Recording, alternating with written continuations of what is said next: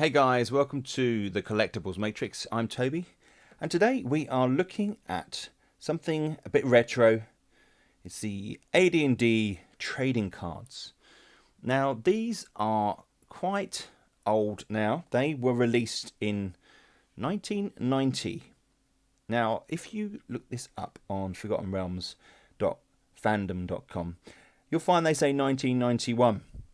Now, that really is tracking the main cards. They actually released a set of these cards, TSR that is, in 1990 in the Dragon magazine 160. And they appeared as a sheet. And you can see these are my original set that I personally picked up in Dragon 160. And you can see that they've been cut out. You can see the edge around these cards. Now, these were the very first ones, and they feature AD&D 2nd edition Worlds, taking art from the main books at the time. So I personally read the Dragonlance books.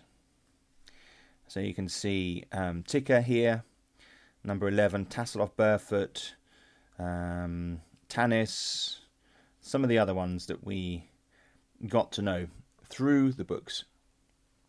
Now, you're probably asking yourself, why would they do this? Now, I've thought about this myself, and these, in my mind, are reference cards.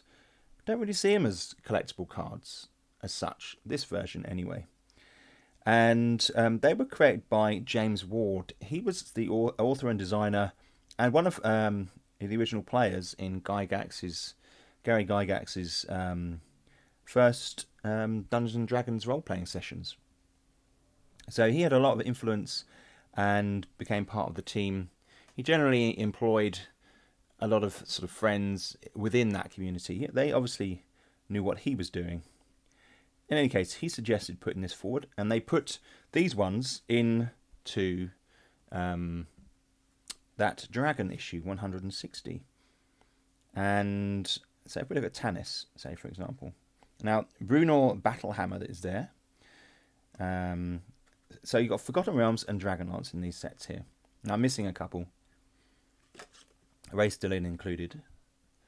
And you can see on the back, so we've got this nice cover. You've got a colour border. These colour borders were unusual to this first group of cards, this first slip. They change it after. We'll have a look at that in a minute. And you've got this green border here.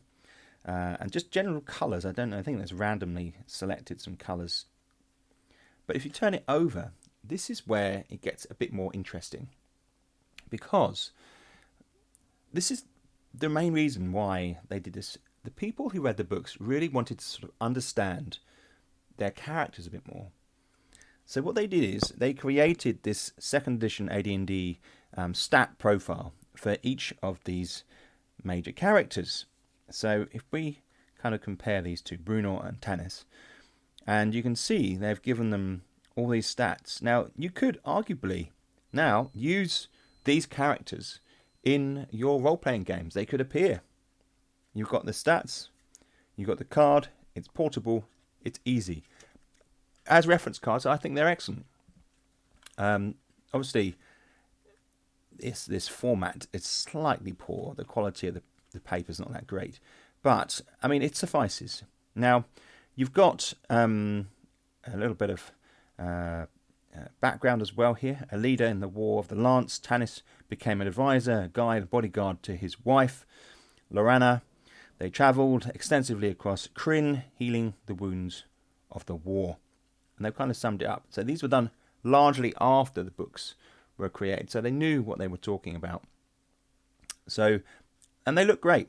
And of course, this is artwork by Larry Elmore, one of the greatest artists to work for Dungeons and Dragons, and really one of the images, one of the iconic forms that has created what Dungeons and Dragons is to a lot of people.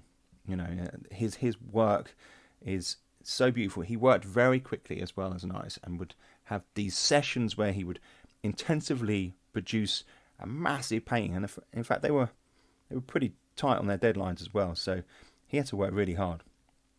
So these, as a first glance, look pretty good, don't they? They look okay. I mean, you don't play a game with them. You can't really do, but they were very popular. So these, as you can probably imagine, ticked a lot of boxes for people. They could use them. They're functional and interesting, intriguing to understand the characters a bit better. Okay, so that's what the first bunch. I personally collected those. In fact, the next ones I'm going to show you, I also collected. So they increased the turnout. So after that popular insert to Dragon 160, they did an insert for Dragon 180. So this concept was hanging around for quite a while, and they introduced a whole range. Now you see, I've picked this up here and I've cut them out. Haven't done a great job, I'll be honest. I was probably about 15, and left the edges on here, which is a shame.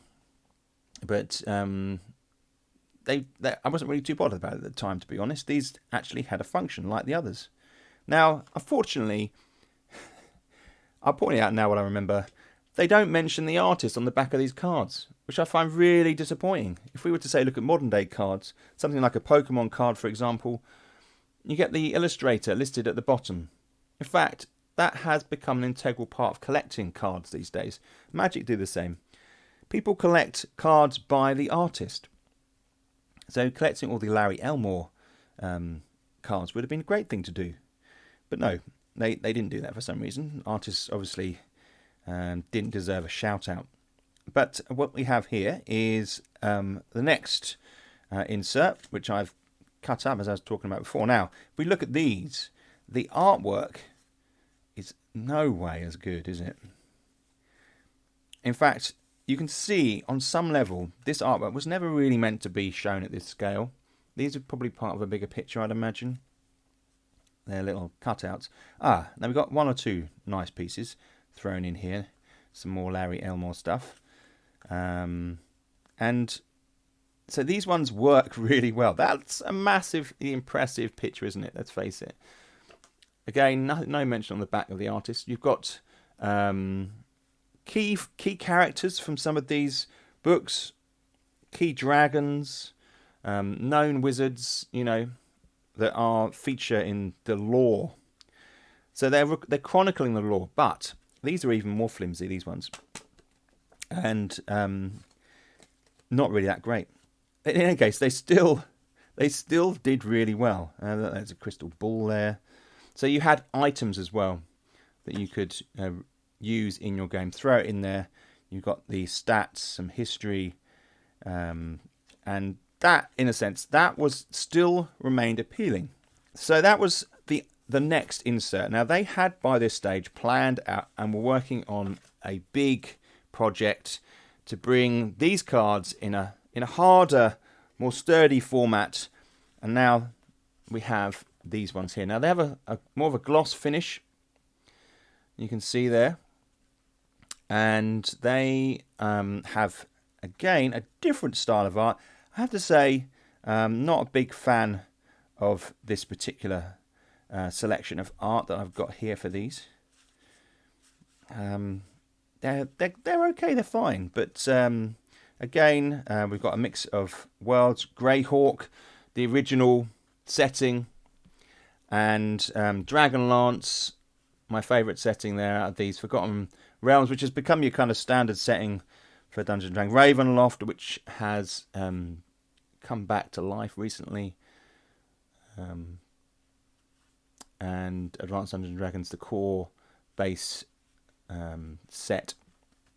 So, looking at these, the bigger picture becomes apparent. So they've got a plan. So they introduce a series of sets, and these have got black borders. So this is the Gen Con set from 1992.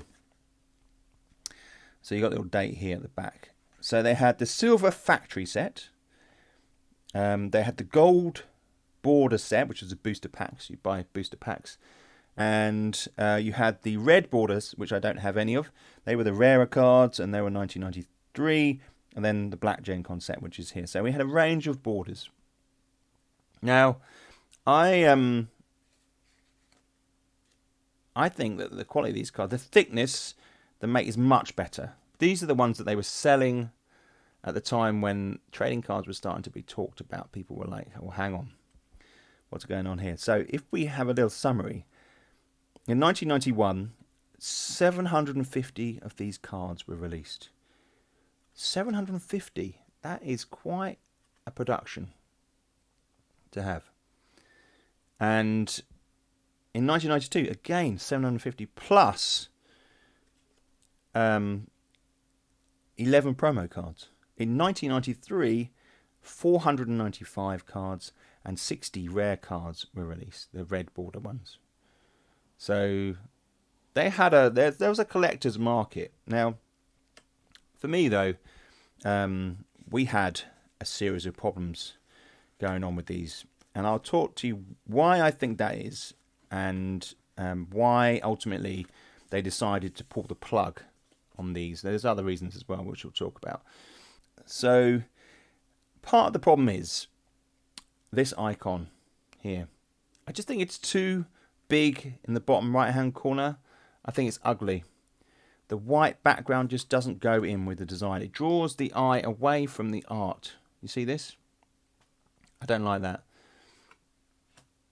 We've also got the quality of the art. Some of it's okay, but then some of this, like this, it just feels like this was never designed to be seen in this scale. I don't think it really works as well. It's no way it's good. I can't parallel to the covers used by the Larry Elmore created, and then they used on the first card, so it's never going to be as good as that. Anyway, my biggest problem with these is they didn't mention the artists, as I've picked up before, and ultimately they kind of took stock. They looked at what Magic were doing, because Magic was coming out around about that time, and they decided to kind of end it. They ended these cards because they then introduced Spellfire, Master of the Magic, a new set of cards. I don't know much about those. I'm going to have a look at them and see what they involve. Maybe I'll do a video looking at them and their history a little bit as well.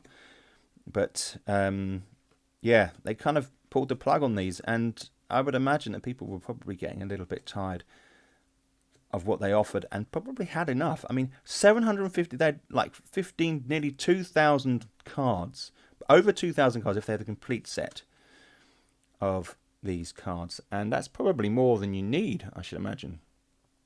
So they pulled the plug. So it was a run from 1991 to 1993, although late 1990 with the first set that we had. So that, guys, is the AD&D second edition trading cards. Let's have another quick look at these. Is superior.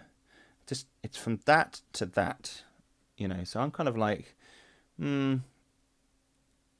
all look a bit dull compared. Let me know what you think in the comment section down below. I like these. Yeah, I know, that's embarrassing. I punched a hole in it there. And another one as well. And just a final point. These aren't really worth anything on the market. I mean, if you get a complete set, you may go for $100. There were some box sets of the factory boxes. They did these long boxes, and